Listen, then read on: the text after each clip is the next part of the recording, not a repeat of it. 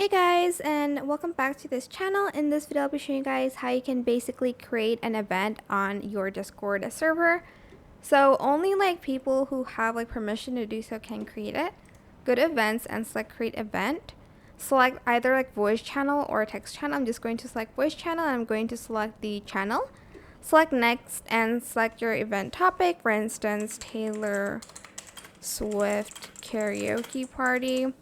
You can also select the start date, for instance on the 13th, the start time at 13 as well, because why not?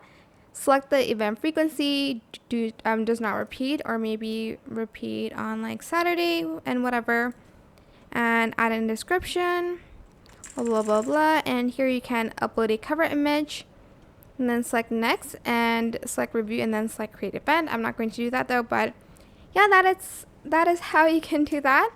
I hope this tutorial was helpful for you guys. Don't forget to like, comment, share, also subscribe to this channel if you haven't done that already.